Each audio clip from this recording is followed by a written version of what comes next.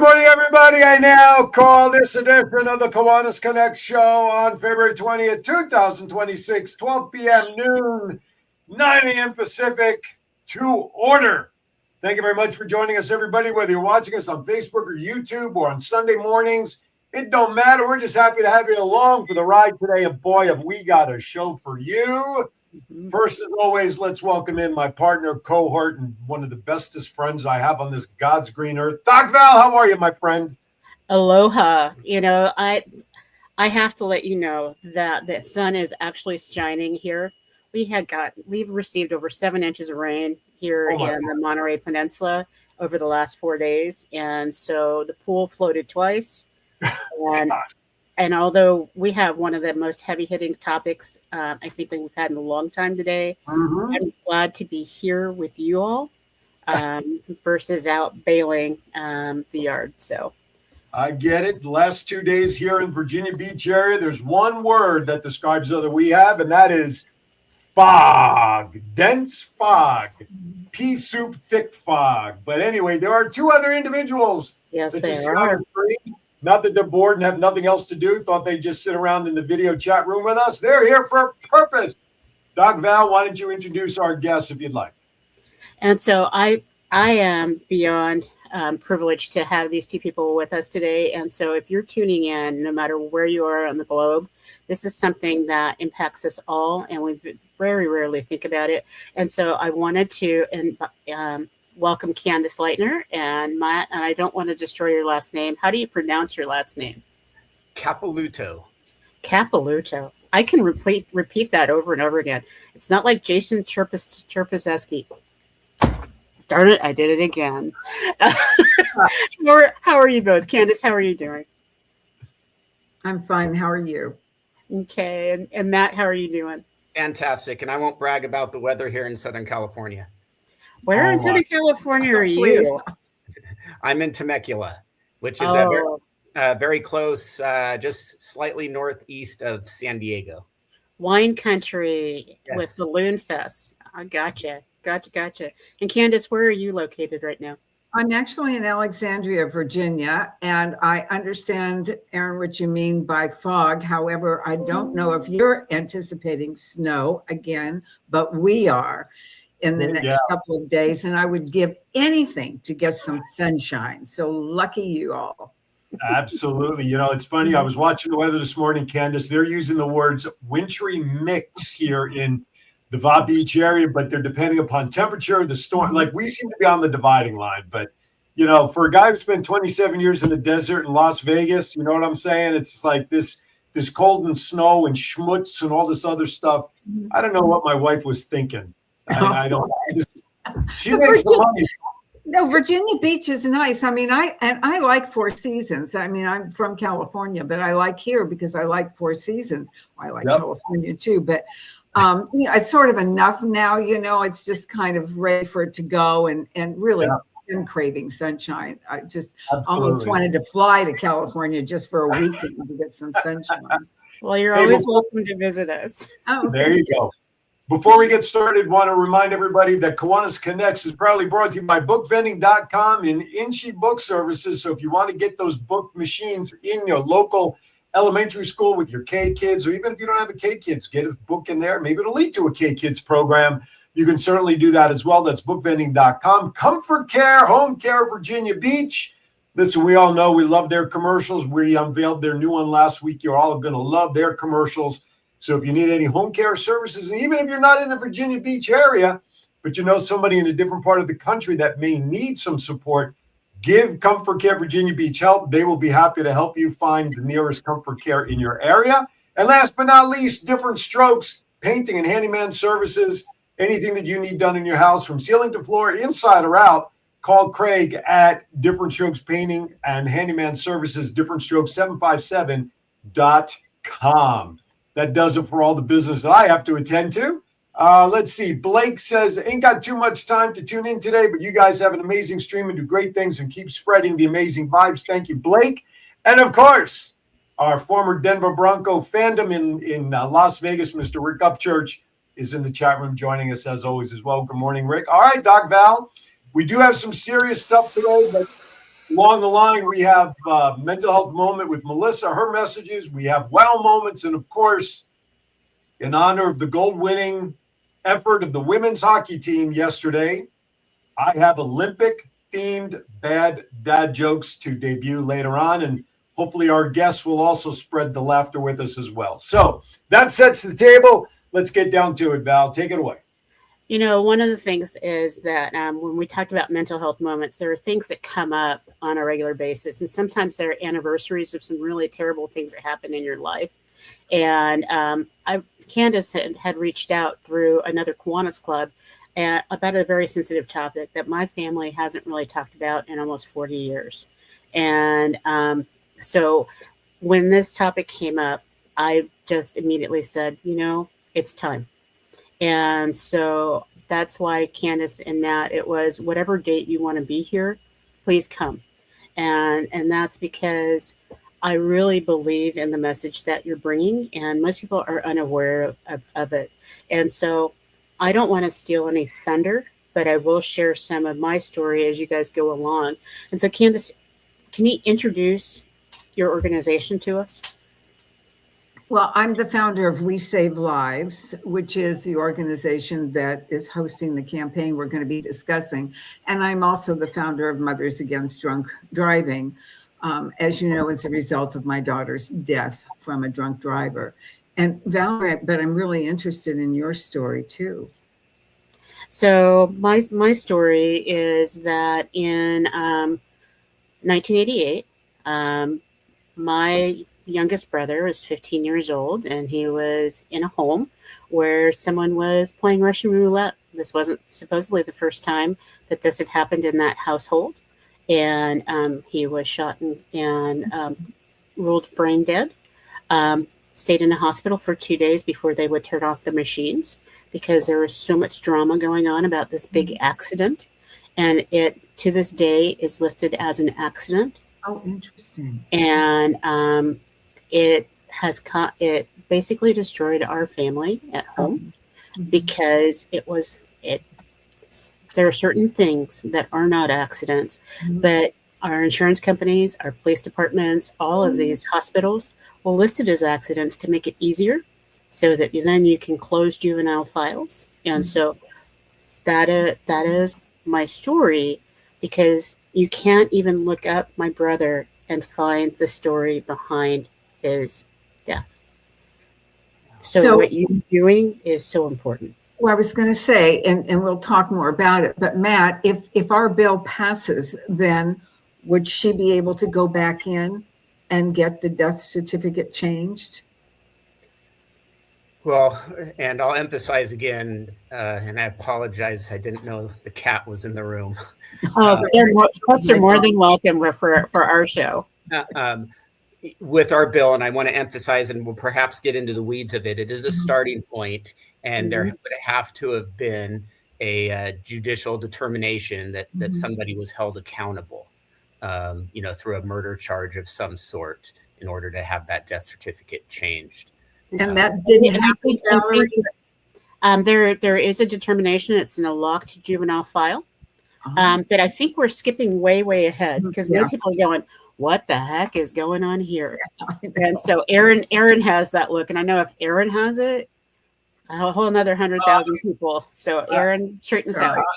No, I'm good, because I've not experienced what the three of you have. And so I'm sitting and absorbing the emotional impact that this misidentifier, so to speak, is. So let's backtrack. Obviously, everybody is familiar with MAD. You know, that's been around a long time. Let's talk about real quickly. Let's introduce both We Save Lives, what that is, and Matt's organization, Stop Drug Homicide. Let's give a little basis there, and then let's segue into maturing why those two organizations are getting together for the new campaign. I started We Save Lives about 15 years ago. It focuses on the 3 Ds, drunk, drugged, and distracted driving, although we've sort of broadened that a bit and work on drowsy driving and speeding, which is a real problem right now. And one of the things that we do, we have a campaign, by the way, before this one. And that was to change the word accident to crash, collision, or crime. So whenever the media talks about, oh, they were involved in an accident, we have gone after them. And we actually got AP to change their guidelines, encouraging media to double think or rethink this and start using other words, because we believe these are choices that drivers make, and they are. There's nothing accidental about driving drunk, drugged, or distracted, or speeding, or anything else. They're choices that they make. So the term accident is absolutely incorrect.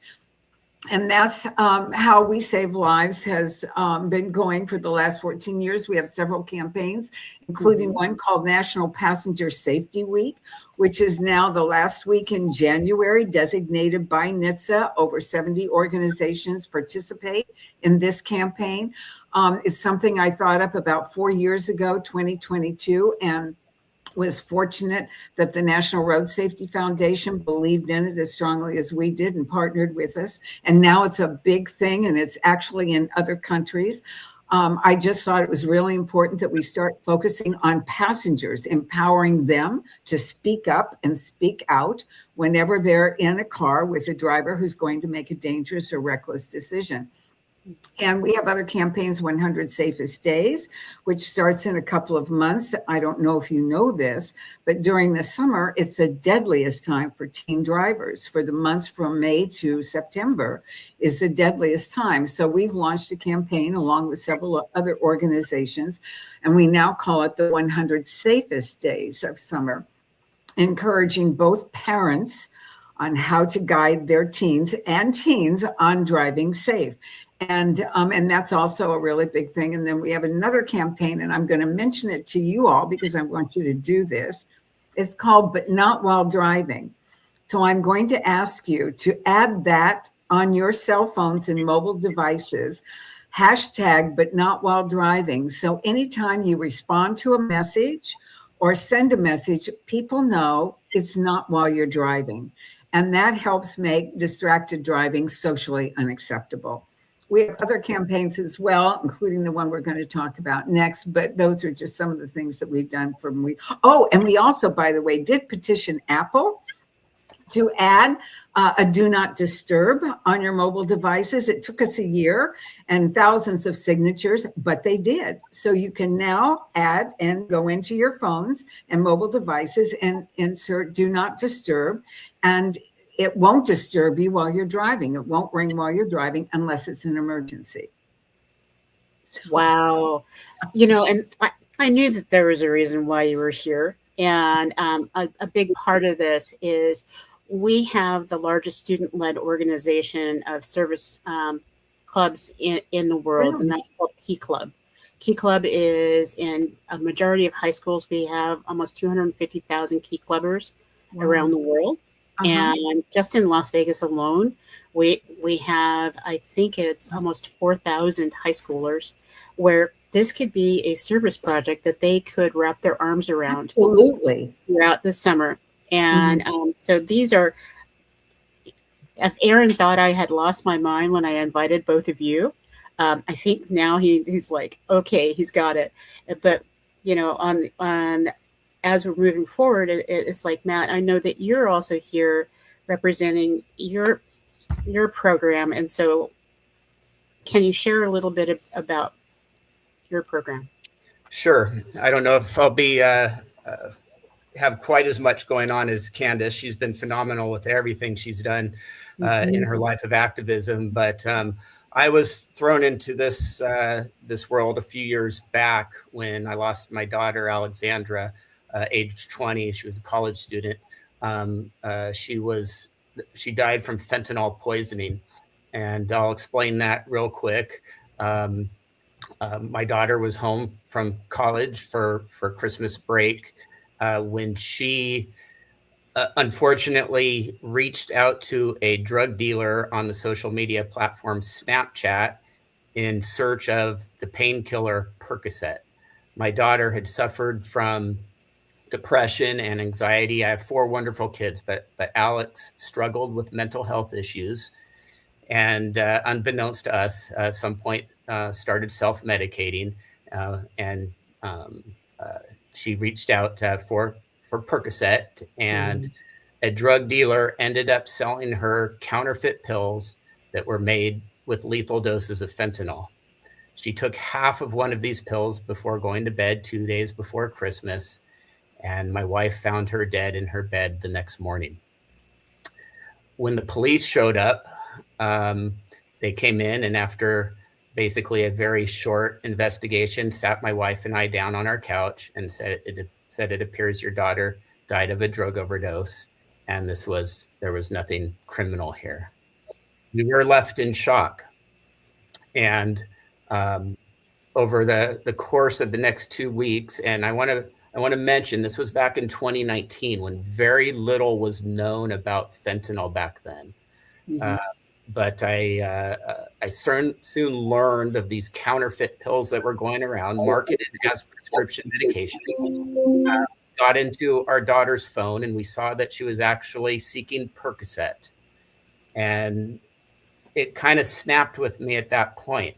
My daughter did not die of a drug overdose. Yes, she did not make a good choice to purchase what she believed was a prescription drug illegally, but had she received actual Percocet, she's alive today. And I went back to my law enforcement, my district attorney and my sheriff at the time, and I presented it to them in this way. And this kind of opened their eyes to what was going on, because they were starting to see a lot of deaths at this point, but nobody was really putting 2 and 2 together, that these are not traditional types of drug deaths. And soon an investigation was opened. I'm going to cut out a lot of details here, but 2 years later, the drug dealer in my daughter's case was arrested on federal charges, distribution of a controlled substance resulting in death. He sits in federal prison today. He received a 9-year of a potential 20-year sentence. We didn't have the greatest judge in the case. I was disappointed in the sentencing that the judge handed down. But nonetheless, we did get some semblance of justice that the vast majority of victims in our types of cases do not get. So I am grateful for that. But I started the organization called Stop Drug Homicide.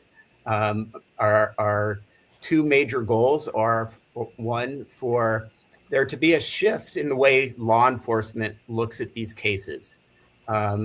Realizing that somebody's criminal act led to this victim's death. Too often, cases are not looked at criminally. There's no investigation. The burden of blame is left on the victim, and those perpetrators who are out selling this poison are left to continue ruining more families. So we want to see a shift in the way law enforcement looks at these deaths, look at them criminally, and prosecute.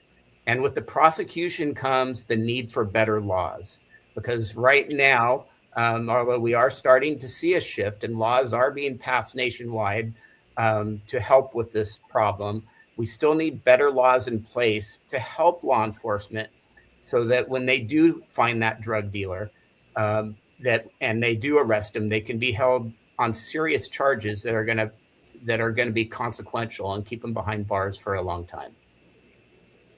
Absolutely. Hence, not an accident. So that's a good stopping point, since you just said what you did, Doc Val. So it gives us an opportunity to collect ourselves after we've heard the basis of the story. When we come back on the other side, after our first break, as Val just said, not an accident. That's the campaign that Candace and Matt have put themselves together in their organizations to come up with. You're not going to want to miss what that's all about. You're watching Kiwanis Connects. Don't go anywhere. More with our guests right after this. 2 out of 3 kids in America can't read at grade level. And without help, many will never catch up. In a world of screens, short attention spans, and endless distractions, getting kids excited about reading has never been harder. That's where Kiwanis Club steps in.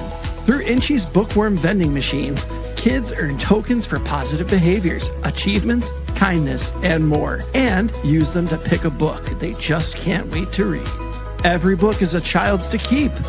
Every book builds a personal at-home library, and every page sparks curiosity, confidence, and lifelong learning. Your club can make it happen. Let's put more books and more smiles into the hands of kids who need them most. Together, we can change the story, one book at a time. To learn more, go to bookvending.com/Kiwanis.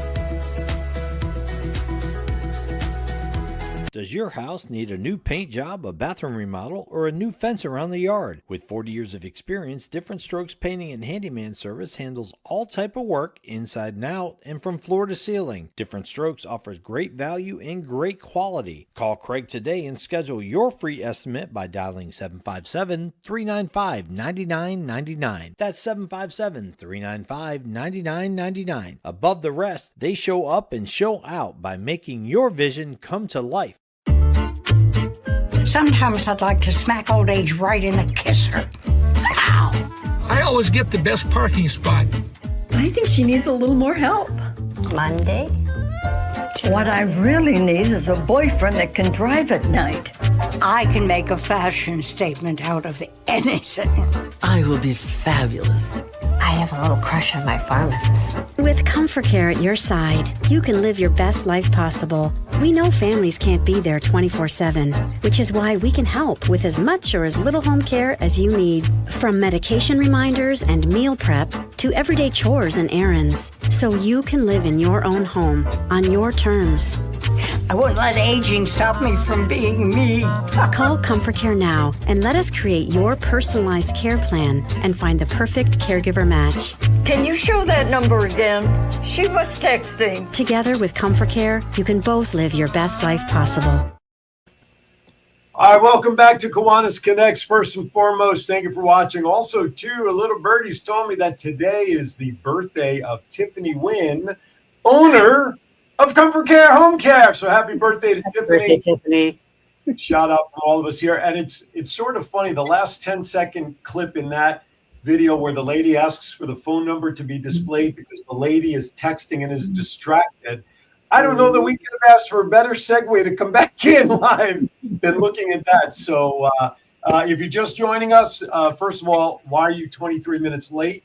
Okay, I want to know why. You can email me your reasons. But first and foremost, our guest today, just to catch you up, is Candace Leitner. She is the founder of MAD, as well as We Save Lives. And, of course, Matt Capilouto, Stop Drug Homicide. They shared their stories, as Val did as well.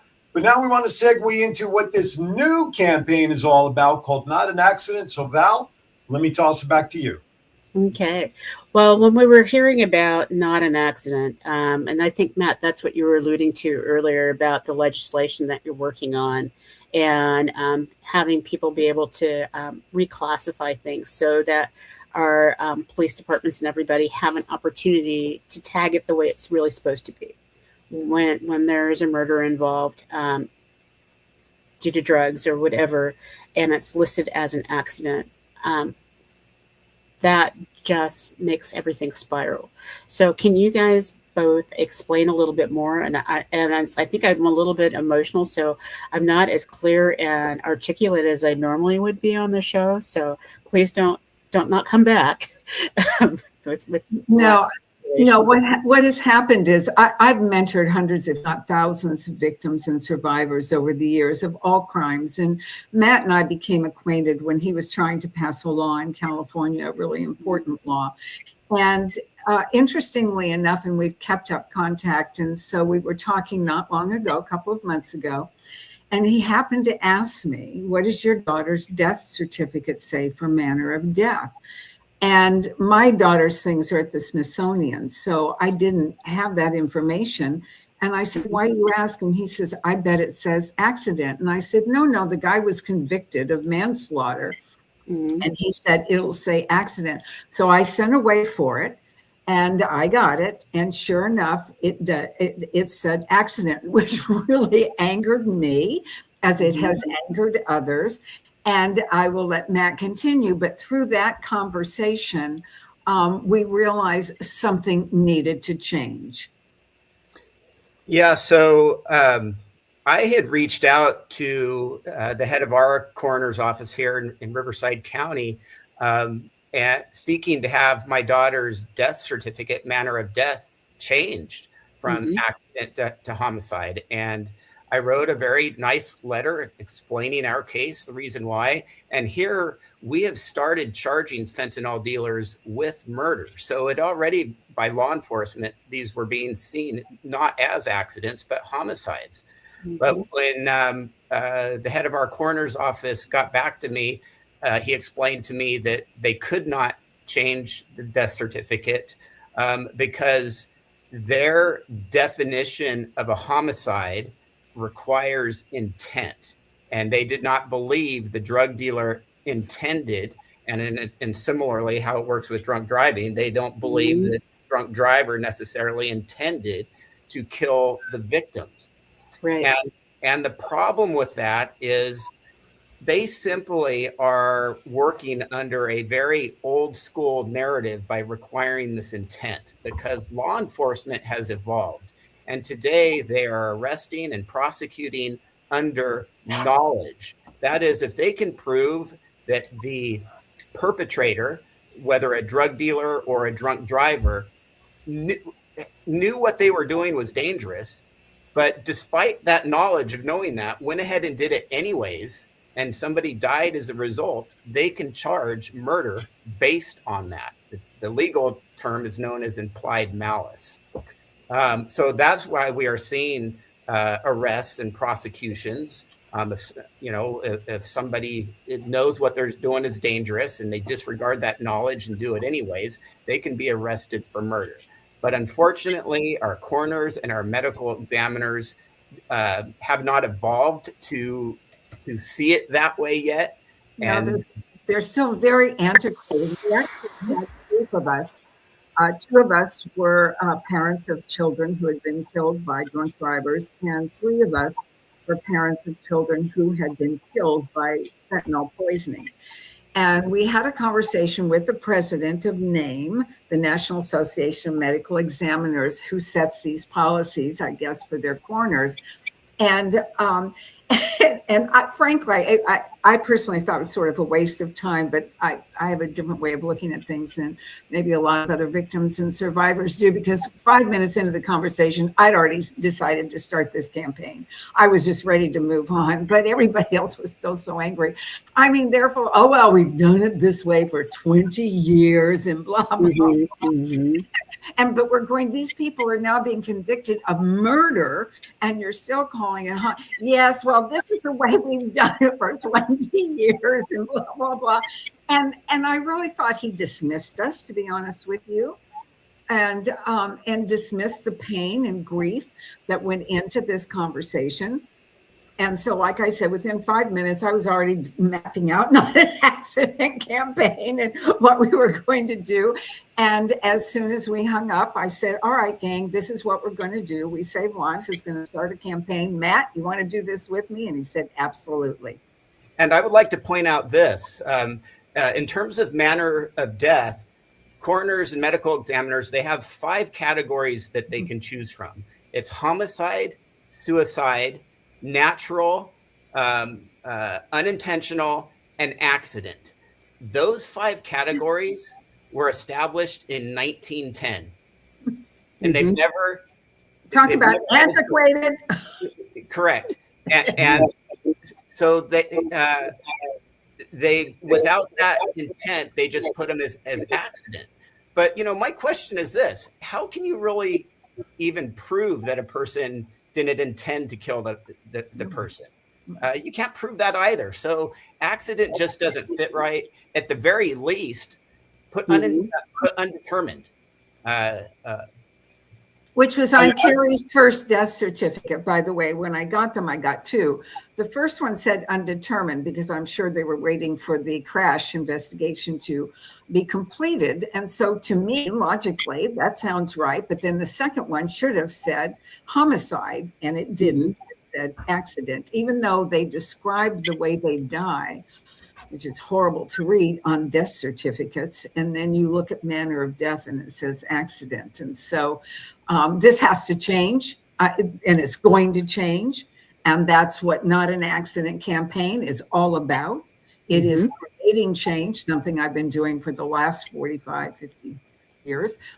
And so we launched this campaign, and I know that you have the the website up. And the first thing we did was launch a petition that people are signing that says this needs to change and this is what it should be. And this is to the coroners and medical examiners and anybody else actually that creates this policy.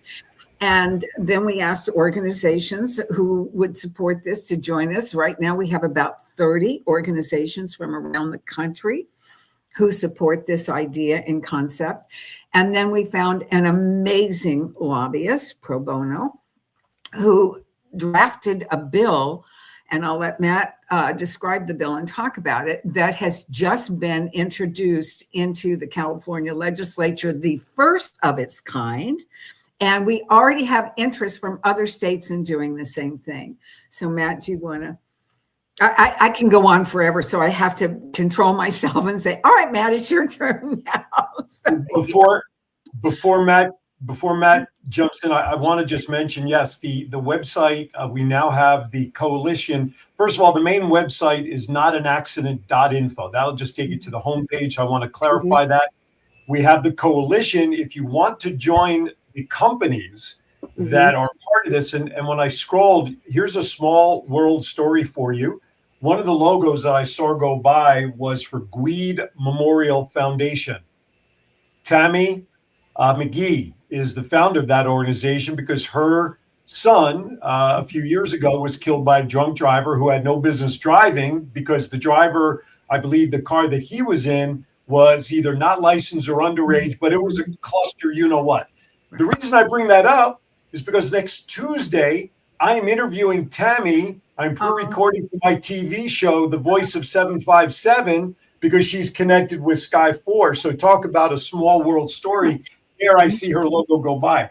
But I do want to ask, though, the companies that choose to sign to join the coalition, is there a cost? What's expected? What do they need to do? Talk about that because maybe Kiwanis Connects show signs up to be part of the coalition. Yeah, and we'd love for you to be part. Rotary is part of the coalition. I did see that. I did see that, by the way. And it's free. And what it does, really, it's easy to sign up through the website. You send us your logo. You send us your name, the organization's name. We post it. And we will be posting on our social media thank yous to the organizations that sign up and highlighting your organizations. And what it means is you support this campaign. You also agree that our children's and loved ones' death certificates should not say accident. It should be truthful, which it is not now. And Matt will talk more about what harm that causes when it comes to statistics and data. Sure. Candace is absolutely right. This is about truth, and calling these accidents completely diminishes the seriousness of the criminal actions that led to the victim's death. I mean, it's really a slap to the face to the victims and the victims' families. But let me explain one of the things that our bill here in California that's been introduced, what it'll fix. There is a clear conflict that exists between two branches of government. You have the executive branch, that's where the death certificates are that's who's responsible for overseeing the death certificates. They're the ones who are allowing these to be called accidents. And then you have the judicial branch that is prosecuting these cases and saying that there's homicides. There's no such thing as an accidental homicide. So what our bill will do is, if there is a case, and this is going to, there's going to be a lot of more of the drunk driving convictions at this point than the fentanyl related ones, because we're just starting to really see these fentanyl prosecutions come to life. But those people who have had somebody convicted and held accountable for their loved one's death are now going to be able to go to the court, show that a person was convicted and held accountable for that death, and they're going to be able to have a new death certificate issued with the classification of homicide. And what this will do, it will really create more accurate vital statistics, because from those death certificates come the vital statistics. And accurate vital statistics drive policies and provides fundings to effectively stop these preventable deaths. So accurate data leads to more effective policies and money more efficiently spent to stop these, to combat these types of deaths. There's one thing I do want to clarify here. It's not just drunk driving, it's impaired driving. So drugged driving, distracted driving, even speeding. If there is a conviction, then families can go back in and get the death certificates changed. But it expands even further. And that's the part that really triggered a lot for me over the past couple of days, is that it's like the anti-hazing laws that went into place. They were just meant in California, especially just for colleges. So if there was physical damage in a hazing incident, then people could be convicted of an intentional act. But how that has been reinterpreted in the courts were that hazing in any format, not just a college campus, but at work, in fraternal organizations outside of colleges and universities. And I see this bill that you're moving forward having those same widespread impacts. And so that's why it triggered so many lightning, because I'm like you, Candace. It's like if I hear of a problem, it's like I automatically jump to how do we get to the solution. I don't want to go wah, because it's happened. And that's how I stay sane. You know that okay, Aaron, I know the sane part is questionable. How I stay balanced is finding those solutions that we can actually do something about, where we can wrap our arms around and support this. And California is a leader in this process.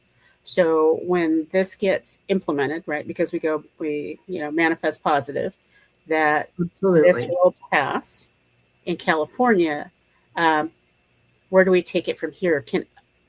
I know a lot of other states will pick this up and add it. Are you asking me? Because what's happened actually from social media is that I am getting contacted by victims, primarily victims of impaired driving in other states, who have asked me how to get this done in their state. So one of the things that I am going to do, that Matt and I are going to do, he doesn't know this, but that he is going to do with me, after probably in March or April, we'll see, we're going to host a Zoom call first for the people that are interested in doing this in their states, and give them advice. And actually on the website, I did a master course on activism, how to be a successful activist and make movements that move, because I'm so tired of movements that don't. And so one of the courses was on getting a bill introduced and passed. And so that's actually on the website under the toolkit. So people can go to that and access that course and look at what they need to do to get a bill into. I mean, I've been involved in 800, 900 pieces of bills over the last 40 some odd years. Federal, I'm going to raise the drinking age to 21, so I'm really experienced in this. And so we want to help those other people get those bills introduced in other states. And so that's something that the campaign is committed to. And with this, we hope, really that the coroners and medical examiners simply change their guidelines and policies in the way that they look at these deaths. We wouldn't need to pass legislation, going this route of state by state, if they would simply catch up with the times. Right. If they weren't so antiquated and backwards in their philosophy. I mean, they kept saying we're not lawyers. Well, this is a public health issue. It's not just a legal issue. It's a public health issue, both drug poisonings and impaired driving. And so, I'm sorry, guys, but catch up your doctors. Anyway. Right. Absolutely. No, that's a great point. What I'd like to do is step aside for a final break. And real quickly before we do that, though, I've been having the crawl go across the bottom of the screen about donations. Real quickly, with about 60 seconds before break, the donations that are received, where does the funding go to for the cause? It pays for the campaign. It pays for our social media. It pays for the petition. It pays for the legislation. It pays for everything that we do. That's what it pays for. It does not pay for salaries, by the way. It pays for getting the work done, and that takes, pay for travel when I go out to California to speak at press conferences, etc. So what I'd like to do is very simply this, folks. We're going to take this interview right to the top of the hour. We're going to circumvent our normal segments because we think that this is too important a topic. Therefore, during the commercial break or through the end of the show, go to that link you see there at the bottom, notanaccident.info/donate. And if you are happy that you are not going to hear bad dad jokes today, I want you to make a donation of at least $10 to the website, so we can make sure we further this cause as it needs to be done. You're watching Kiwanis Connects. I double dare all of you to do that during commercial break. We'll be right back. Sometimes I'd like to smack old age right in the kisser. Ow! I always get the best parking spot. I think she needs a little more help. Monday. What I really need is a boyfriend that can drive at night. I can make a fashion statement out of anything. I will be fabulous. I have a little crush on my pharmacist. With Comfort Care at your side, you can live your best life possible. We know families can't be there 24/7, which is why we can help with as much or as little home care as you need. From medication reminders and meal prep to everyday chores and errands, so you can live in your own home on your terms. I won't let aging stop me from being me. Call Comfort Care now and let us create your personalized care plan and find the perfect caregiver match. Can you show that number again? She was texting. Together with Comfort Care, you can both live your best life possible. Does your house need a new paint job, a bathroom remodel, or a new fence around the yard? With 40 years of experience, Different Strokes Painting and Handyman Service handles all type of work inside and out and from floor to ceiling. Different Strokes offers great value and great quality. Call Craig today and schedule your free estimate by dialing 757-395-9999. That's 757-395-9999. Above the rest, they show up and show out by making your vision come to life.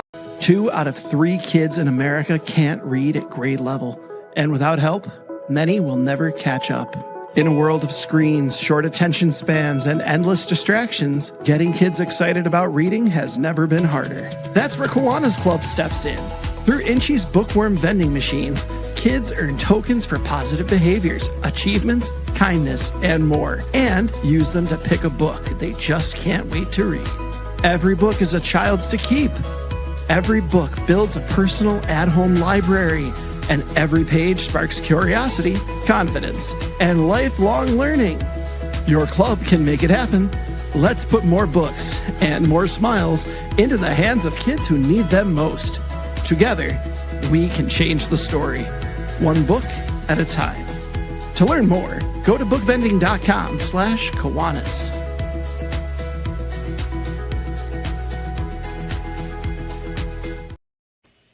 All right, welcome back to Kiwanis Connects. During the commercial break, yours truly has made a donation because I don't have to hear myself do bad dad jokes today. So I just saved myself there. And I signed the petition. I dare everybody watching to do the same thing as we speak. Okay, Val, take it away. One of the comments that we left off on, we're really talking about, I look at this, and Candace, you are just this rock star that I'm having this gaga moment over, because when you talk about the activism that you're doing and how we can help, because that's what has been holding people back. Mm-hmm. They really want to know, how can we help? And now when you share the statistics about what's out there and what you're doing, people over and over again go, okay, I don't want to have compassion fatigue. I want to do something. Interesting. So what is that? Kiwanians are volunteers across the world. We are people that it's not about money that we fundraise. It's about the impact on lives. And it's about empowering children to grow up to be amazing contributors to society.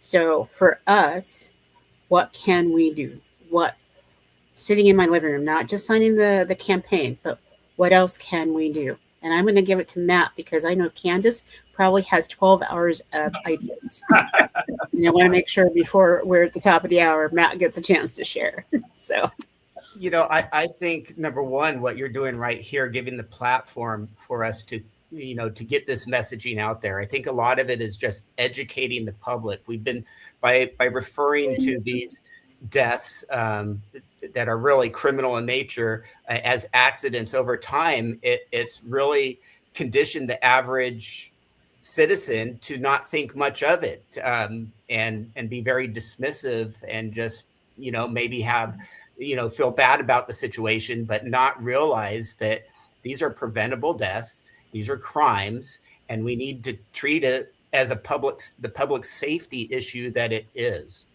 One thing I do want to mention, on our website, one of our team members put together a fabulous resource. You can go into the state in which your loved one died and look and see how to get the death certificate changed. Now, the chances are that may not happen, but I'm doing it. Matt's doing it. I just submitted my death certificates to see if the coroner will change it. Probably not. But what I would love to do is empower millions of victims and survivors to all write these letters, fill out these forms, which didn't cost me anything except to get the death certificate, and that was next to nothing, and send it into their coroners. Send a message. Because if everybody starts sending in these forms saying, we want this changed, they'll get the hint. Don't you think, Matt? Absolutely. Yes. All right. And so one of the things I just wrote down is in California, and it's the California, Nevada, Hawaii Kiwanis District. One of the main focuses that we have is pediatric trauma prevention.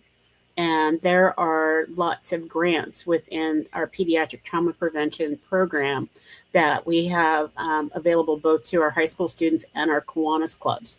I also know at the Kiwanis International level, we have a very large focus on health and nutrition, and pediatric trauma prevention falls under that umbrella for grants in that sense. So there are resources out there to hold rallies and bring in top speakers because I think when people hear your story in person, I think that also makes a difference. And so, Matt, you talked about, it's like being vocal, being present. And so, Candace, it's your turn. What else can you do? Ironically, as you're speaking about that, I am speaking before a trauma prevention group in April, as a matter of fact. And they've asked me, because of this campaign, to come on board, and said their doctors agree that this is not an accident, that it should be relabeled. And so that's something I'd be very interested in. Matt would too. And I'm sure some of our other team would too be interested in doing. And Valerie, I'd like to pursue some of these other things with you after the podcast. But so any trauma prevention groups that would like to join, sign up their organization to the coalition, we would welcome that support. So. Sounds like a good opportunity for a future golf tournament to raise some funds and awareness. I don't know. I'm just spitballing here. Or speaking at a major conference or all of those great things. I mean, there's so many opportunities. When you've got Kiwanis in nearly 80 countries around the world, and not to mention our power here in the United States, there's no reason Kiwanis' logo should not be scrolling across on that website before Rotaries, by the way. I just thought I would say that alphabetically, and be on board with this. So we'll take care of that. We'll take care of that. Do you have a minute for me to share a Kiwanis story? Absolutely. Sure. So back when I first started, Matt, I'd never spoken in public before. I didn't know how I would get nervous and scared whenever I'd get up and read a poem. I used to write poetry. And so I was invited by my little local Kiwanis in my neighborhood to come and give a speech. And I'd never, ever done it before. And they had a timer. I don't know if you remember this. This was many years ago. But they had a timer, and they would turn it over when you started to speak. And at the end, which we had all discussed up front, they would then let me know what I should and shouldn't do. and how I should present myself. So I got up and I spoke. This was right after my daughter was killed, because as you know, I started MAD 4 days after she was killed. And so I got up and I started speaking, and I had some notes and whatever. And when the timer was done, I wasn't done, but they turned it over and they let me finish. And when I was done, they looked at me and they said, you did so many things wrong, and don't change a word. And I will never forget that. And they all came up and talked to me afterwards and said, don't change a word. You spoke from the heart, and that's what counted. And that really, I have to tell you, helped build my confidence to continue going out and giving speeches. So I just wanted to share that. It's all right. We Kiwanians always give true feedback. So, that's wonderful. If I could say something real quick to that, with Kiwanis having chapters virtually everywhere, unfortunately, we have victims everywhere, but I guarantee many of these victims would love to come speak at local chapters and share their stories, and that could help spread this education very, very quickly. Mm-hmm. Absolutely. And so if you're watching this, please share it. I know that we're in midterm season or mid-year season right now. And for us, mid-years are conferences where people get a chance to get together, talk about service projects that they might pull into their local communities. And we are in over 30 regions within the domestic United States. Wow.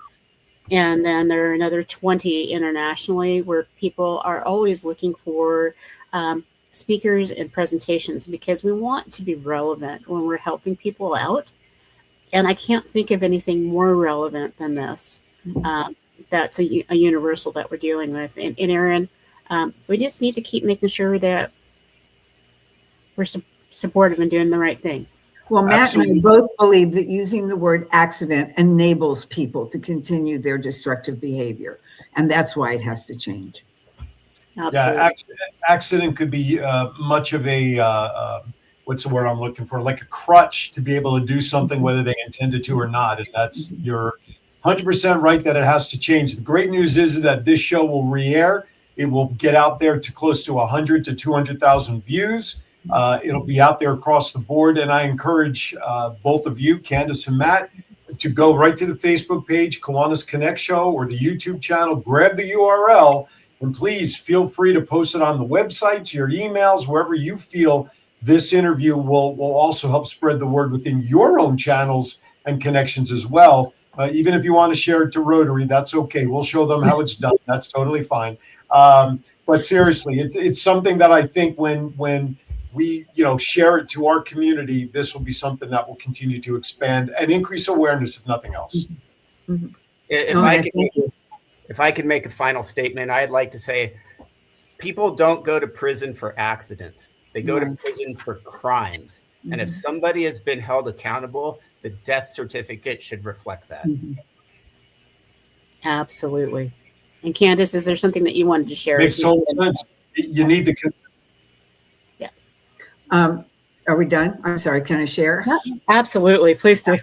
So I just want to reiterate. Well, I just want to reiterate, as a victim of an impaired driving crash, that impaired driving is not accidental. These are choices that drivers make that they don't have to make. They can find other means of transportation or stay home. So these, again, are choices that people make. And we need to continue to say that to our peers, friends, family. This is a choice you don't have to make.